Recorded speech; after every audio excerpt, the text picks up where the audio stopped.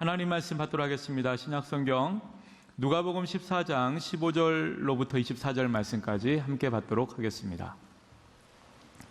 하나님의 말씀 누가복음 14장 15절로 24절 말씀 우리 한 목소리로 함께 받도록 하겠습니다.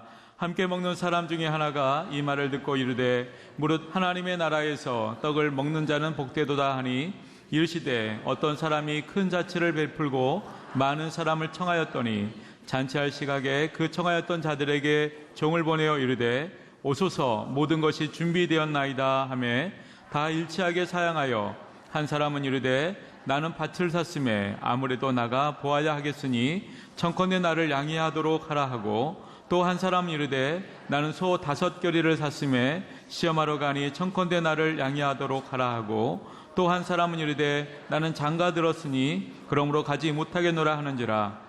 종이 돌아와 주인에게 그대로 고하니 이에 집주인이 노하여 그 종에게 이르되 빨리 시내의 거리와 골목으로 나가서 가난한 자들과 몸 불편한 자들과 맹인들과 저는 자들을 데려오라 하니라.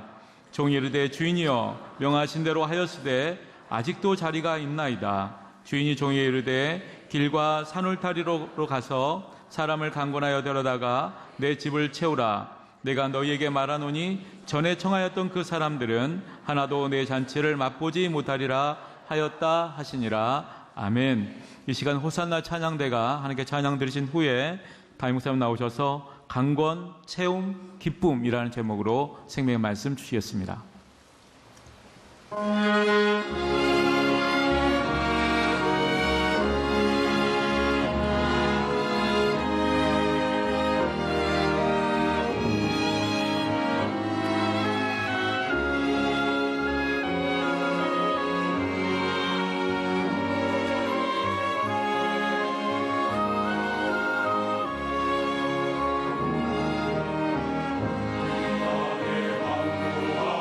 보소서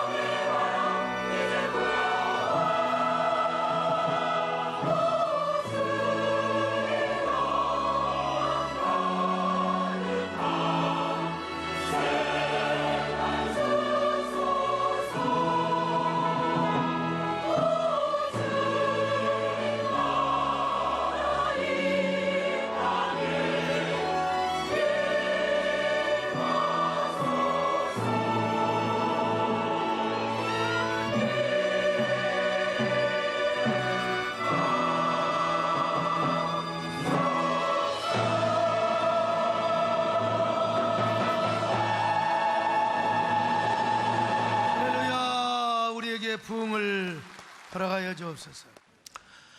이 결의 사랑 가곡 페스티벌이 끝난 지가 여러분 몇 주나 됐잖아요. 그런데 제 마음속에는 아직도 음악회에 대한 아쉬움이 여운으로 남아 있습니다.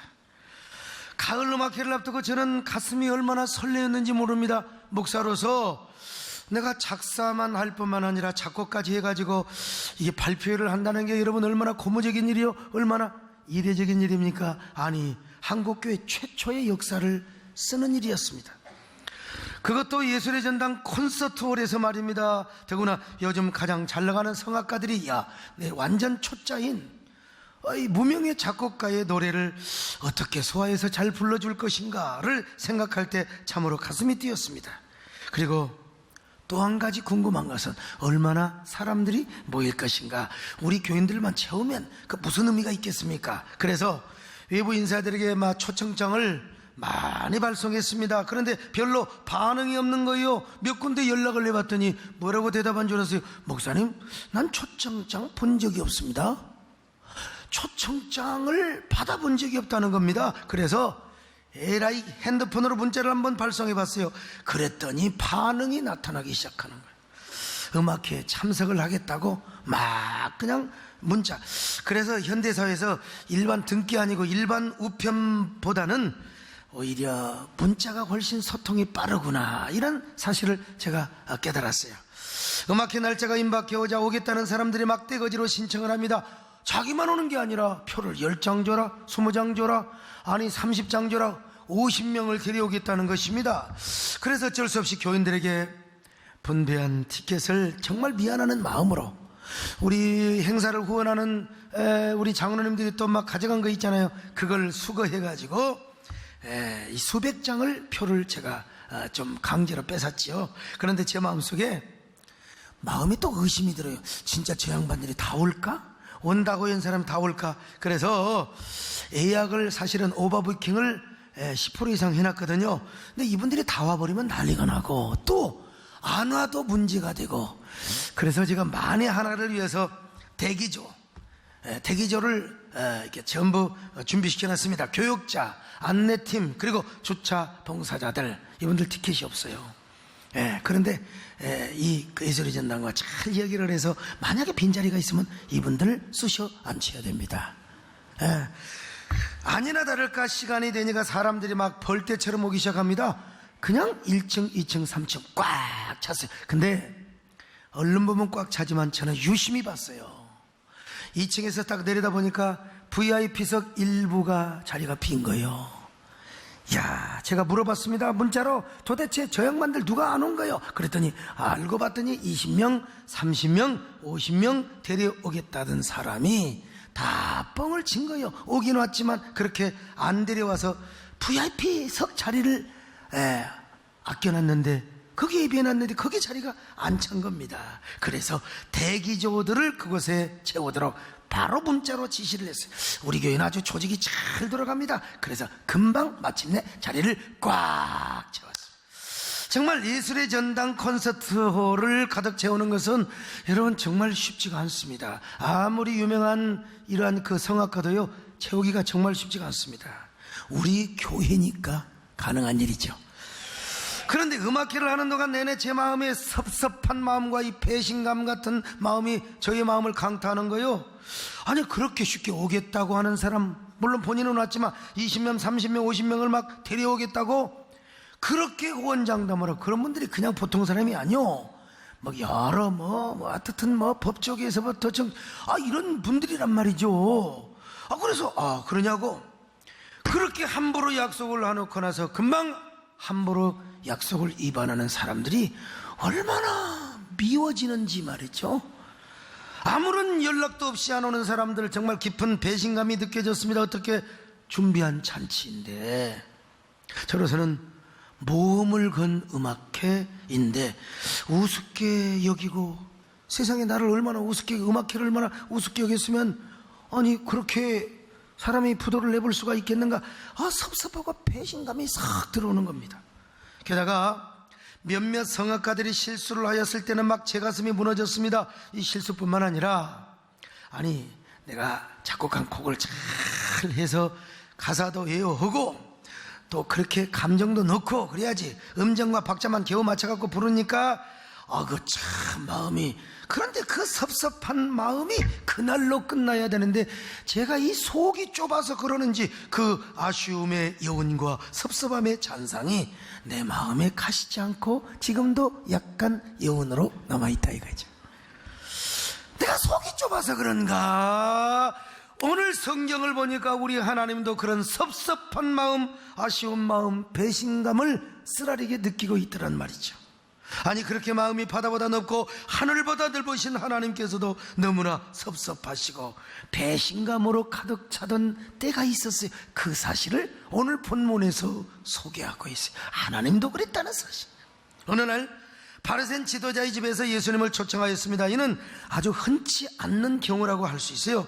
바리새인이 자신의 집에서 예수님을 초청했으니까 얼마나 대단한 일입니까? 바리새인들은 다 예수님을 이단이라고 했거든요. 그런데 아니나 다를까 그 중에 예수님을 엿보고 있었던 사람이 있어요. 예수님을 시험하기 위해서 엿보고 있었던 사람이 있었다는 것입니다. 자, 누가복음 14장 1절입니다. 시작. 안식일에 예수께서 한 바리새인 지도자의 집에 떡 잡수시러 들어가시니 그들이 예수님을 손님으로 청했으면 손님 위주로 생각하고 손님을 기쁘게 하는 방향으로, 손님을 초청했으면 손님을 편하게 하고 손님을 즐겁게 해드리고 손님을 배려하는 그런 잔치를 해야 될 거 아니겠어요? 그런데 저 예수 도대체 뭘 어떻게 말을 하는가 보자 하고 엿보고 있었단 말이죠. 그래서 오늘 잔치 분위기는 별로 안 좋다고 할 수 있어요. 그때 분위기를 전환시키기 위해서인지 몰라도 먹는 자 중에 한 사람이 이런 말을, 넋두리 같은 말을 하기 시작합니다. 하나님 나라에서 떡을 먹는 자는 복될 것입니다. 이렇게 얘기를 하는 거예요. 자, 누가복음 14장 15절입니다. 시작. 함께 먹는 사람 중에 하나가 이 말을 듣고 이르되 무릇 하나님의 나라에서 떡을 먹는 자는, 예수님이 기회를 잡으신 거예요. 야, 잘됐다. 하늘나라에 대한 말씀을 주님이 꺼내셨습니다. 천국은 마치 잔치집과 같다는 것입니다. 바로 이 사실을 한 비유를 통해서 말씀하셨습니다. 어떤 사람이 잔치를 베풀고 많은 사람을 초청하였습니다. 자, 누가복음 14장 16절입니다. 시작. 이르시되 어떤 사람이 큰 잔치를 베풀고 많은 사람을 청하였더니. 왜 많은 사람을 청하였을까? 잔치를 왜 하는 거예요? 우리의 기쁨을 함께 나누자고 하는 것 아니겠습니까? 나만 잔치의 기쁨을 누리는 게 아니라 동네 사람들 다 모여서 이 경사를 함께 나누자는 거예요. 자, 그런데 오늘 우리는 여기서 몇 가지 교훈을 찾을 수가 있습니다. 첫째로, 하나님의 나라는 커다란 잔치집과 같다. 하나님의 나라는 잔치집과 같다는 것입니다. 왜 하나님의 나라가 잔치집과 같느냐? 하나님 나라는 영원히 죽을 죄인들이 돌아와서 죄 용서함을 받고 영원히 죽을 사형수들이 사면 복권을 받아서 영생을 얻는 곳이기 때문에 그렇습니다. 여러분, 옛날 잔치 얼마나 먹고 마시며 흥을 돋구었습니까?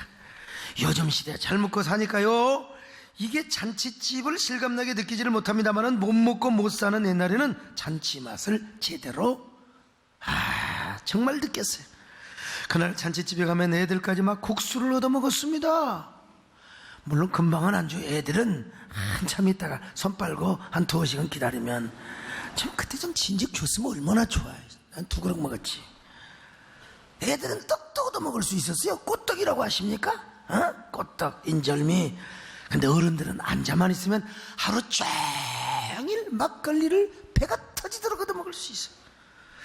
그날만큼은요, 저녁까지 돼지 뼈다구 해장국에 그냥 국물에 밥까지 실컷 얻어 먹을 수 있어서요, 그날만큼은 거지가 와도 풍성하게 얻어 먹었어요. 그게 바로 잔치입니다.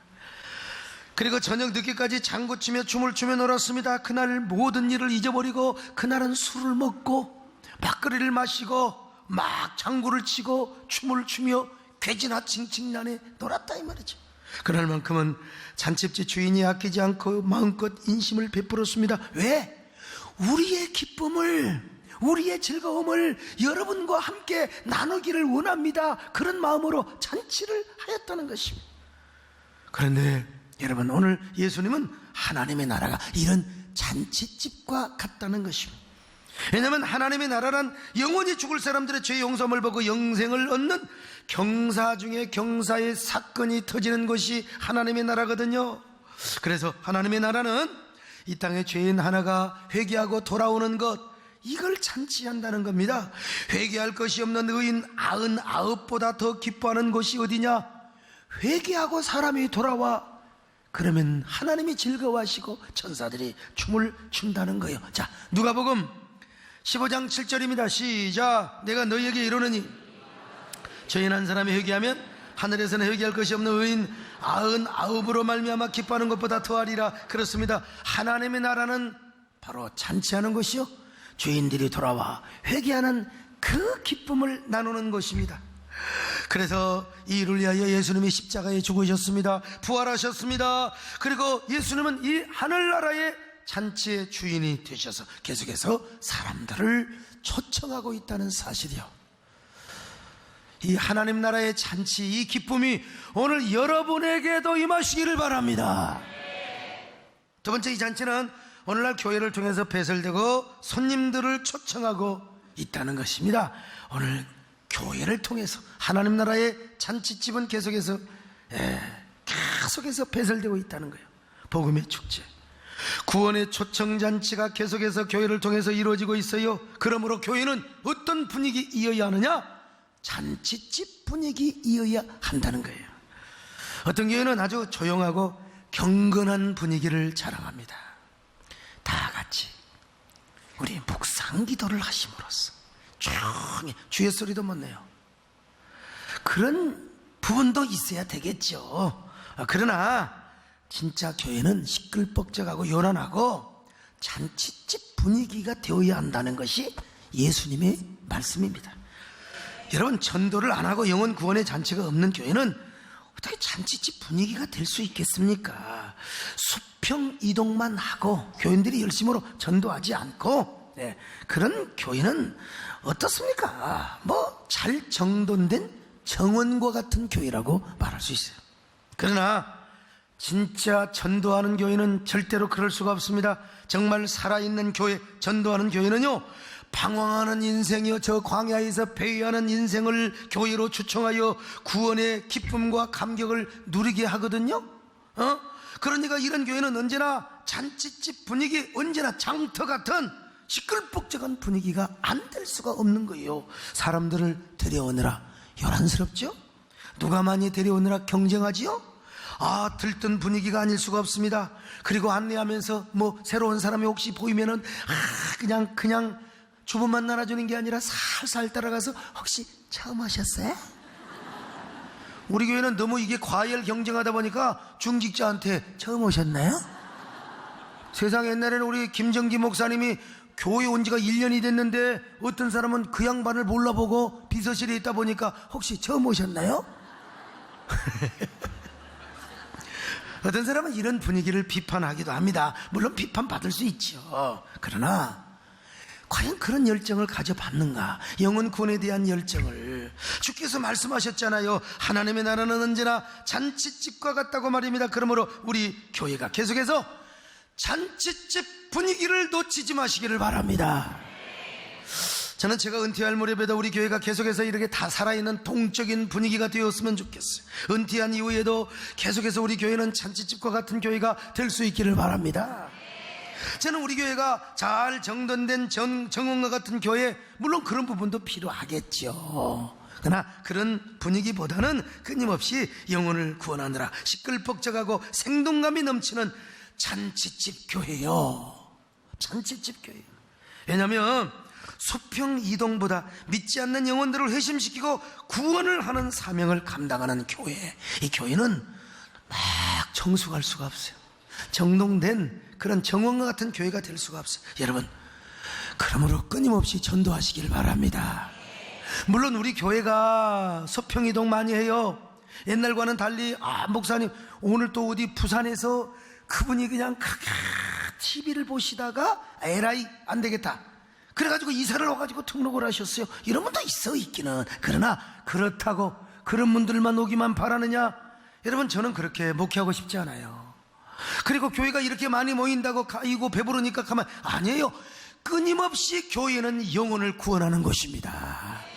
수평이동한다고 그거 가지고 여러분 마음 놓을 수 없습니다. 끊임없이 영혼을 구원해야 돼요. 그렇게 해서 우리 교회가 하나님 나라의 잔치를 최고로 극대화시켜야 될 줄로 믿습니다. 하나님이 그래야 기뻐하신다 이 말이에요. 여러분, 만나는 사람마다 누구나 다 교회 나오라고 예수 믿으라고 전도하는 극성맞은 성도들이 되시기를 축원합니다. 듣는 사람 복음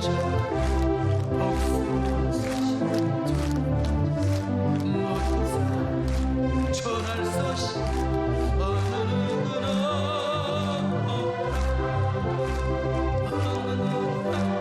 주께 나와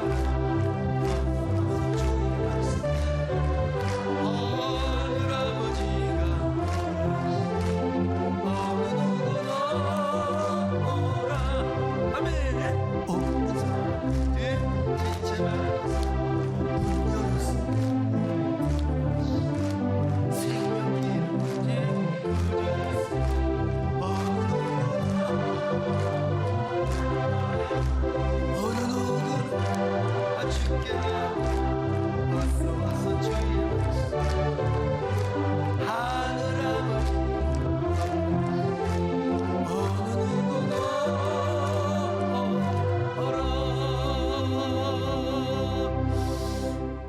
작년인가 재작년인가 우리 남진 쌤이 오셔서 이제 효 잔치를 하셨잖아요.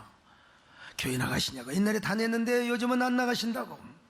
그래서 제가 그랬어요. 선생님, 고향 후배 하나 키워주세요. 여기 앉아 계신 것만 해도 전도입니다. 그랬더니 오신다고 해요. 그래갖고 지금 한 번도 안 빠지고 지금 여러분 나오신 거예요. 할렐루야. 그때 제가 에라이 뭘 그냥 저 양반이 우리 교회 오겠느냐. 여러분 그러면 안 돼요. 일단 찔른 거예요. 이걸 고구마 전도라고 하거든요. 익었는지 안 익었는지 푹 찔러보는 거예요. 그런데요, 성경을 보니까 초청받은 모든 자들의 반응이 거절로 나타나고 있어요. 유대인의 잔치 풍습에 의하면 일반적으로 사람들은 두 번 초청을 한대요. 멀리 잔치 날짜를 앞에 두고, 잔치 날짜를 앞에 두고 이제 초청을 하기도 하고, 그 다음에 이제 잔치 날짜가 임박을 하잖아요. 그 임박하면 바로 다시 또 종들을 보내서 초청을 하게 된다는 것입니다. 오늘 성경에도 16절에 보니까 많은 사람을 초청했습니다. 그냥 많은 사람을 초청해서, 자 14장 16절을 같이 보실까요? 시작. 이르시되 어떤 사람이 큰 잔치를 베풀고 많은 사람을 청하였더니, 그리고 나서 17절에 잔치 시간이 임박하여 여러 사람들을 보내어서 이제 두 번째 초청을 하게 되었습니다. 자 4장 17절 시작. 잔치할 시각에 그 청하였던 자들에게 종을 보내어 이르되 오소서. 모든 것이 그러자 반응이 어땠습니까? 초청받은 사람들 모두가 일제히 사양을 합니다. 생각해 볼 필요조차도 없이. 난 못 가요.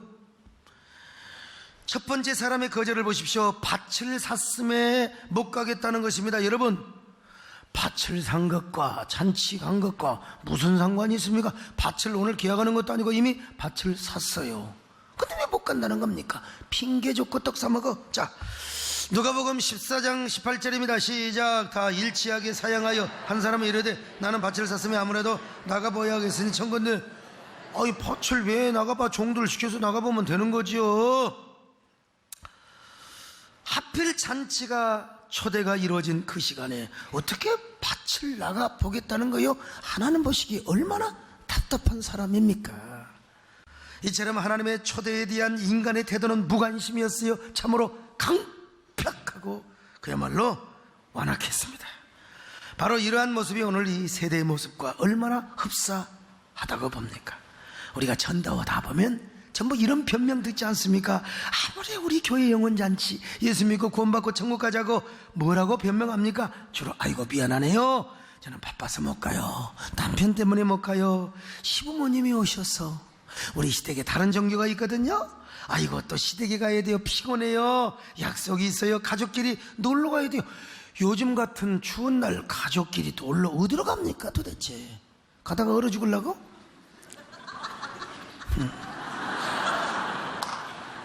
참 우리가 이런 변명을 들을 때 얼마나 가슴이 아픕니까? 하늘나라의 영광스러운 잔치의 초청에 매정하게 거절을 하는 사람들의 모습을 볼 때마다 안타까운 마음이 들어요. 근데 여기서 지금 뻔뻔하게 설교만 듣고 전도도 한 번도 안 해보는 사람은 안타까운 마음이고 다발이고 전혀 경험을 못 해본 사람. 야, 나도 옛날에 저랬는데 말이요. 왜 그들은 이렇게 핑계를 댈까요? 무엇 때문에 위대한 천국잔치 복된 초청을 그냥 거절을 해버리고 말까요? 몇 가지 이유가 있어요. 그들의 무지 때문입니다.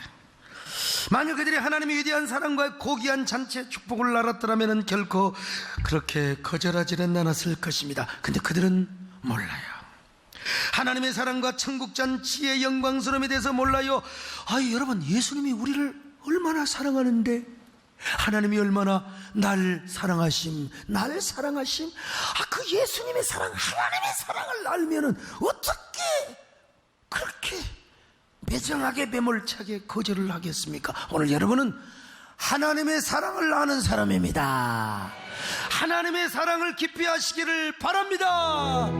예수 사랑하심 거룩하신 말일세 우리들은 약하나 예수 권세만 나 사랑하심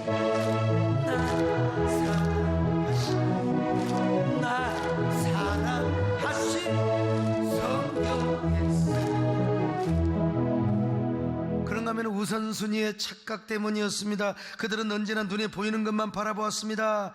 그것만 생각하고 살아서 영원한 것, 영혼의 가치, 영원한 하나님의 나라, 요거는 관심도 없어요. 그녀가 매몰차게 거절할 수밖에 영원한 것보다 눈앞에 보이는 것에만 몰두하며 살아보다 보니까 천국잔치, 에이 그 뭐 천국잔치가 어디가 있어. 이런 지하에 제가 옛날에 그랬던 사람이요. 난 그렇게 교회 나가자고 해도 교회를 골비였다고 나가냐 이 새끼야. 너나 나가 이 새끼야. 그런데 형 교회 가면 이쁜 여자들이 너무 많거든.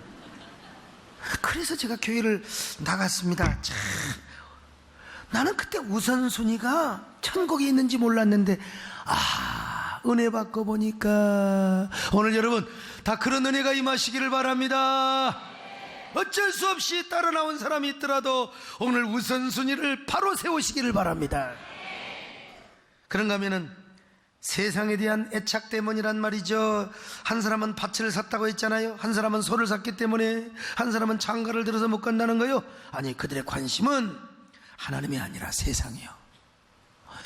영원한 것이 아니라 일시적이요, 천국이 아니라 세상이요, 찰나요, 순간이요, 일시적인 것에 언제나 관심을 가졌던 거요. 그들의 변명을 자세하게 관찰해 보면 첫 번째 사람은 재물, 두 번째 사람은 사업, 세 번째 사람은 가정. 그러니 그들은 하나님 나라의 잔치에 관심을 가질 수가 없던 것입니다. 더구나 사탄이가 가만히 둡니까? 여러분, 세상 사람들로 하여금 자꾸 세상의 착을 가지고 살도록 마취 주사를 놔요. 이 세상 문화와 풍속에 푹 빠져서 엔조이하며 살도록 사탄이가 오늘 또 여러분에게 막 졸음 마취를 주사를 놓으려고 마귀가 지금 왔다 갔다 하는데, 이런 얘기하니까 눈을 파딱 뜨시네. 하나님, 마귀가 우리에게 마취제를 주입하는 것이요, 그 있잖아요, 프로포폴 이런 거 아시나요? 이런 걸 놔버리는 거예요, 마취를. 그러니까 좋은 번연은 철로 역정해서 이 세상을 마취국이라고 표현했습니다. 여러분, 이 세상은 마취의 나라입니다. 사람들이 사탄이가 주입한 마취 주사를 맞고 막 전부 골아떨어져 버려. 그래서 영적으로는 사망의 잠을 자요, 육신적으로는 말이요 얼마나 그냥 세상에 주는 일락과 즐거움이요, 얼마나 비가 오면 비 내리는 허남산 막 사치기 사푸하면서, 그러면서 교회 가자 하나님의 초청에는 매몰차게 사양을 하고 거절을 해버리는 사람들이라 이거죠. 그래서 우리 예수님이 우리 하나님께서 화가 이빠이 난 거예요. 이빠이 임계점을 도달해버린 거예요. 그래서 노발대발해 가지고 세상에 이럴 수 있다니, 내가 이렇게 준비한 잔치인데, 어떻게 준비한 잔치인데 나의 초청을 거절해 버리다니 얼마나 섭섭해 가지고 우리 하나님께서 배신감이 팍 넘쳤어요. 여러분 생각해 보세요. 우리 하나님 어떻게 잔치를 마련했어요? 하나밖에 없는 아들 예수 그리스도를 십자가에 죽였네. 아이고, 그래가지고 잔치를 배설한 거요. 그 아들의 죽음이 복음이 되어 잔치상 음식이 되는 거요. 소 잡고 돼지 잡고 염소 잡고 그런 잔치가 아니라 그 아들 예수 그리스도를 십자가에 죽여놓고 배설한 잔치. 그리고 영원히 죽어야 할 사람들을 용서하고 구원하기 위하여 복음 잔치를 배설해 줬거든요. 그런데 와야 할 사람들이 안 오네. 와야 할 사람들이 안 와요. 얼마나 하나님이 머리끝까지 화가 나겠습니까? 이게 원래 와야 할 사람이 안 온다. 누구냐? 유대인들. 아니 그렇게 율법을 보내고 그렇게 선자들을 보내고, 그런데 막상 하나님의 자녀를 보내가지고 아니 하나님 나라 잔치를 한다니까 유대인들이 안 와? 이런 싸가지 말이죠. 얼마나 우리 하나님이 화가 나셨겠어요. 그래서 초청 대상자들을 바꾸어 버렸습니다. 그게 누구냐? 이방인으로 바꿔버린 거예요. 저와 여러분으로. 그래서 종들에게 명하여 빨리 시내의 거리와 골목으로 나가서 가난한 자들과 몸 불편한 자들과 맹인들과 저는 자들을 데려오라고 한 겁니다. 이방인들에게 선교의 방향을 옮겨버린 거예요. 자, 누가복음 14장 21절입니다. 시작. 종이 돌아와 주인에게 그대로 구하니 이에 집주인이 노하여 그 종에게 이르되 빨리 시내의 거리와 골목으로 나가서 가난한 자들과 몸 불편한 자들과 맹인들과 저는 자들을 데려오라 하시니라. 여러분, 아무나 와도 좋습니다. 누구나 와도 좋습니다. 제발 우리 주인의 잔치집에 좀 참여해 주세요. 누구든지 환영합니다. 제발 누구든지 와주세요. 웰컴 하고 다니면서 인사를 한 거예요. 그런데도 그 많은 사람을 초청했는데 아직도 빈자리가 있네요. 얼마나 잔치집이 크든지 아직도 빈자리가 있어요. 자, 누가복음 14장 22절 시작. 종이 이르되 주인이여 명하신 대로 해야 돼. 아직도 자리가 있나이다. 빈자리가 있네요. 주인이 한숨을 쉬면서 종들에게 이렇게 명령합니다. 그럼 어서 길과 산을 다리로 나가서 사람을 강권하여 데려다가 내 집을 채워. 일단 채워. 노숙자건 상관없어. 거지건 상관없어. 하여간 다 가서 전부 산을 다리로 가란 말이 무슨 말이요? 거기에 뭐 아무튼 부정한 사람들 있을 거 아니요? 다 데려다가 일단 집을 채우라 이 말이요. 자, 23절을 보시겠습니다. 시작. 주인이 종에게 이르되 길과 산을 다리로 나가서 사람을 강권하여 데려다가 내 집을 채우라. 여러분, 하나님의 심정이 담겨 있어요. 빈자리를 보시고, 잔치 자리에 빈자리를 보시고 서먹서먹하시고, 그래서 얼마나 다급하시면 사람을 강권하여 데려다가 잔치집을 채우라고 했지 않겠습니까? 그 빈자리를 보시고 너무나 민망해하시고 너무나 섭해하시고 너무나 가슴 정말 찢어지시는 그 마음이요. 그래서 주인은 어서 빨리 나가서 가난한 자들과 몸이 불편한 자들을 데리고 오라는 겁니다. 여러분, 불행한 사람들 초청하면 고마워하는 사람들, 그저 배고픈 사람들, 자기 몸뚱이 하나도 가누기도 힘든 사람들 초청만 해줘도 감지덕지한 사람들을 초청해서 자신의 잔치집을 채우라는 겁니다. 그래서 채웠어요. 근데 아직도 빈자리가 있네요. 아직도. 왜 빈자리가 있을까요? 그 영광스러운 잔치, 우리 같은 사람이 어떻게 참석할 수 있느냐고. 그 양심 있는 사람들, 아이고 나 못 간다고. 그래서 아마 빈자리가 있었을 거예요. 그러니까 그런 사람 여러 소리 할 것 없어 미안하다고? 아니요, 괜찮아. 부정하다고? 옛날에 뭐 한센병이 걸려서 괜찮아. 무조건 데려와 앉혀. 강권하에 데려다가 앉히라 이 말이요. 주인은 손님을 꽉 채워놓고 잔치를 시작해야 되겠다는 것입니다. 여러분, 잔치에 실패가 없다는 것이요, 빈자리가 가득 차야 내가 비로소 잔치를 시작하겠다는 것 아니겠습니까? 여러분, 그렇게 해야 주인의 마음이 아주 기분이 팍 이제 업이 될 뿐만 아니라 종들도 그 주인의 기쁨에 참여하게 된다는 것이죠. 이것이 뭐냐? 하나님의 나라다. 이것이 바로 교회다.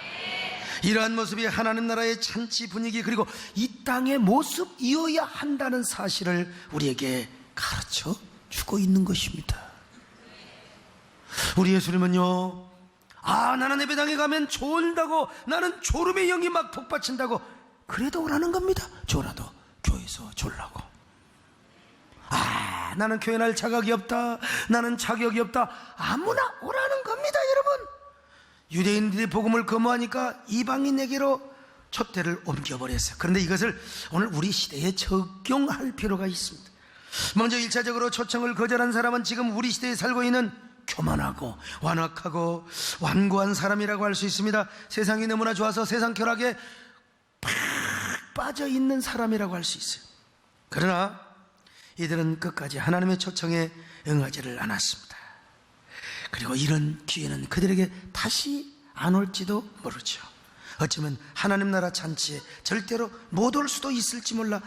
하나님께서 이렇게 말씀하셨잖아요. 자, 누가복음 14장 24절입니다. 시작. 내가 너희에게 말하노니 전에 정하였던 사람들은 하나도 내 잔치를 맛보지 못하리라 했더라. 자, 그래서 하나님은 잘 나가거나 형통한 사람들 몇 번 초청했다가 안 오면 놔둬버려요. 슬픔을 당하고 마음에 의지할 데가 없는 사람을 초청하는 겁니다. 그런 사람들에게 가서 이렇게 전하라는 것입니다. 여러분, 예수 믿으세요. 예수를 믿으면 영혼만 구원받는 것이 아니라 여러분을 짓누르고 있는 모든 문제가 해결이 됩니다. 하나님 앞에 나오면 그 슬픔이 물러가요. 우울증도 물러갑니다. 교회 나와보세요. 역경이 물러가고 질병이 치료됩니다. 그러니 어서 오세요. 믿고 나오세요. 교회 나오세요. 이렇게 선포를 하라는 거예요. 이렇게 선포하며 전도해야 될 줄로 믿습니다. 당신은 지금 어디로 갈까? 이 세상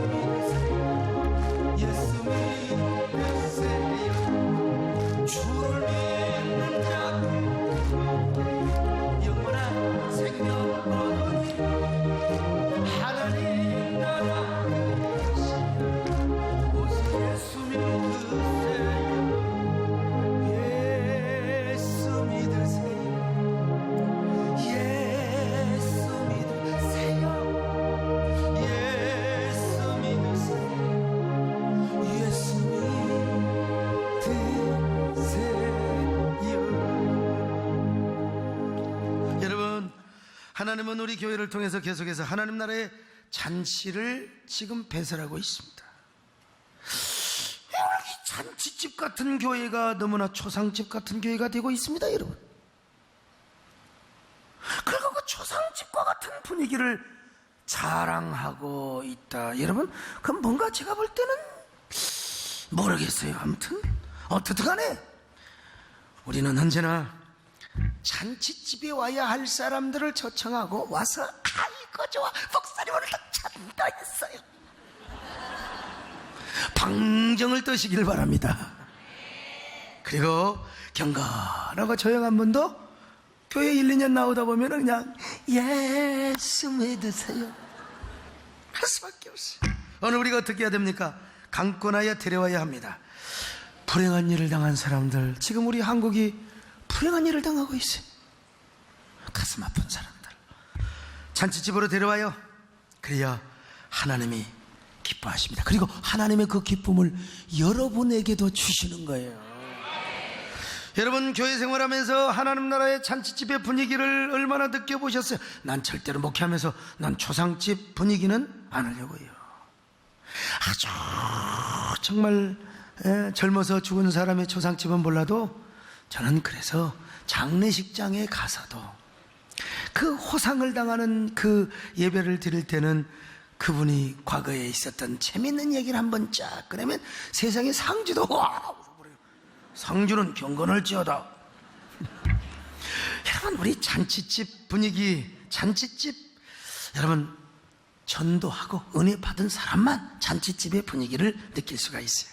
오늘 새로 오신 분들이요, 혹시라도 하나님 나라의 잔치집에 오늘 초청을 받아 새로운 사람 혹시 계십니까? 잘 오셨습니다. 다음 주에도 나오시고 그리고 지인들을 데려오시기를 바랍니다. 하나님이 기쁨을 주실 것입니다. 은혜를 가득하게 주실 줄로 믿습니다. 근데 문제는 뭐냐?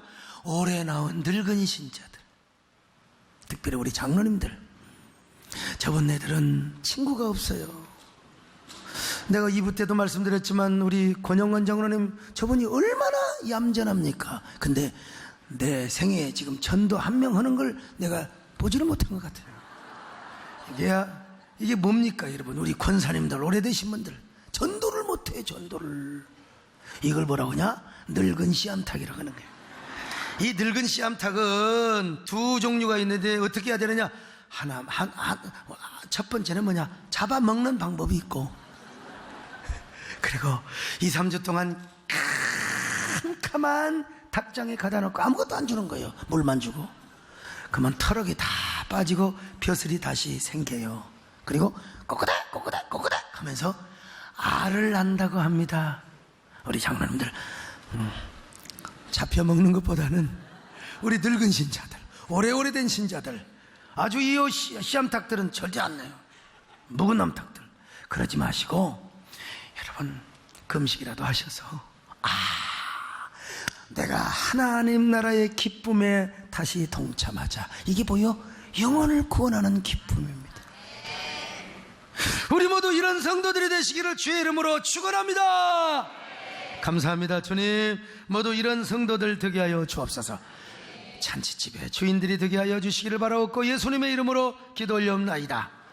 아멘.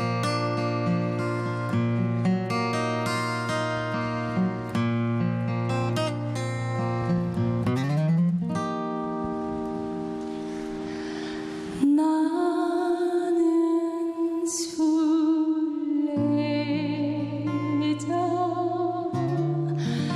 낯선 나라에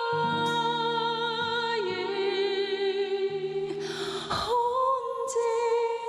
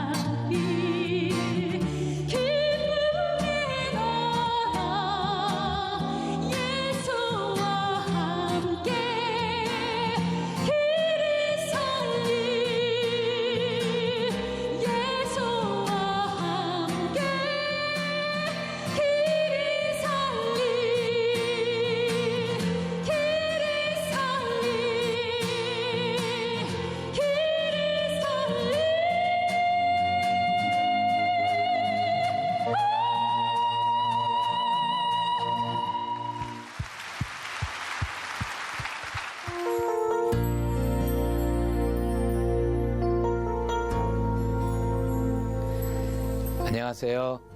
양병길 목사입니다. 2004년 11월 5일, 이날은 제가 우리 교회를 처음 온 날입니다. 29살에 이곳에 와서 12년의 사역 기간을 마무리하고 저는 정들었던 우리 교회를 떠나게 되었습니다. 제가 중학교 1학년 겨울방학 때 처음 주님을 만나고 나처럼 불우한 사람들에게 희망을 주고자 소망을 했습니다. 그리고 기도하던 중 아시는 분이 목사가 되려면 소강성 목사님 같이 영혼을 깨우는 설교를 해야 한다며 제 손에 주보 한 움큼을 쥐어주셨습니다. 목사님의 광주신학교 시절 이야기, 대감교회 개청 이야기, 정권사님과의 만남, 세대교회 개청 이야기를 들을 때마다 제 가슴이 뛰었습니다. 그리고 그때부터 소강성 목사님을 저의 목회 롤 모델로 삼았습니다. 목사님을 너무나 사모해서 세대교회에 와서 사역도 배우고 목사님을 돕고 싶은 마음이 간절했습니다. 그러나 여러분도 아시다시피 저는 부모도 없고 가난한 가정, 병약한 몸으로 태어난 부족한 사람이었습니다. 어머니는 저를 길가에서 낳으시고 돌도 되기 전에 저를 버리고 집을 나갔습니다. 그래서 길에서 태어났다 하여 어릴 적 제 이름은 길새라고 불렸습니다. 어린 시절 제 삶은 외로움 그 자체였습니다. 학교를 마치고 집에 들어가면 알코올 중독자였던 할아버지는 대낮부터 술을 드시고 할머니와 심한 부부싸움을 하셨습니다. 동네 사람들은 제게 늘 애비애미 없이 자란 놈이라고 손가락질했습니다. 심지어 저희 할아버지는 너 같은 놈은 빨리 죽어버려야 한다며 제 목을 조르기까지 하셨습니다. 학교 선생님들도 제가 있는 반은 맡으려 하지도 않았습니다. 그 어느 곳에서도 저는 환영받지 못한 아이였습니다. 그래서 제 안에는 낮은 자존감과 열등의식, 비교의식이 가득했습니다. 그런 저를 우리 목사님만큼은 항상 칭찬해 주셨습니다. 양 목사야, 대단하다, 장하다. 양 목사야, 너무 훌륭하다, 존경스럽다, 사랑한다. 이런 목사님의 말들이 제게 얼마나 큰 힘이 되고 위로가 되었는지 모릅니다. 늘 사랑에 갈급했던 저에게 목사님은 양 목사야, 이제부터 내가 아버지가 되고 어머니가 되어줄게 하시며 저에게 극진한 사랑을 보여주셨습니다. 저 또한 우리 교회가 내 전부라고 생각했고 우리 목사님을 저의 아버지여 어머니라 생각하며 사랑하고 존경했습니다. 그래서 교회와 목사님의 결정이라면 무조건 아멘으로 순종했습니다. 그리고 현재 내 모습을 통해 미래의 나에게 상급 주실 하나님을 바라보며 물불을 가리지 않고 사역을 했습니다. 한 주에 평균 35에서 40가정, 1년에 총 2200가정 이상을 신방하면서도 하나도 힘이 들지 않았습니다. 오히려 재미있었습니다. 즐거웠습니다. 제가 그렇게 사역을 할 수 있었던 것은 반드시 갚아주시는 하나님에 대한 믿음이었습니다. 그리고 제 자녀들이 축복의 명문가를 이루고 비전의 명문가를 이루고 싶은 꿈이 있기 때문입니다. 제가 대학 다닐 때부터 제 마음속에 간직한 꿈이 한 가지 있었습니다. 언젠가 내가 세이덴교회 가서 사역하게 되고 더 나아가 담임 목사가 된다면 난 우리 목사님을 한국교회의 큰 거목으로 만들어 드리고 싶은 꿈이었습니다. 그리고 또 한 가지는 우리 목사님께 많은 영적 자녀가 있다면 그 자식들 중에서 제일 효도를 잘하는 효자가 되고 싶은 마음이었습니다. 제가 우리 교회에서 사역을 하면서 더 중요한 진리를 깨달았습니다. 그것은 바로 우리 목사님의 사역을 협력하여 한국교회를 반기독교 정서로부터 지켜내는 삼천교회 연합을 이루는 것입니다. 그리고 우리 세이덴교회 출신들이 전국 방방곡곡에서 훌륭한 목회를 하여 삼천교회 중 하나가 되는 것입니다. 그리고 이제 그 꿈을 이루기 위해 저는 한 발 앞으로 내딛게 되었습니다. 하나님께서는 저를 가재울 성천교회 담임 목사의 길로 인도하셨습니다. 이제 저는 그곳에서 여러분께 받았던 과분한 사랑을 나누고 하나님의 자존심을 세우고 하나의 미랄이 되어 영혼들을 돌보고자 합니다. 그리고 우리 세회된 교회의 평생의 동역자가 되기를 소망합니다. 지금까지 제게 극진한 사랑을 보여주신 우리 목사님과 늘 저를 위해 기도해 주신 정권사님, 그리고 세회된의 모든 성도 여러분께 진심으로 감사드립니다.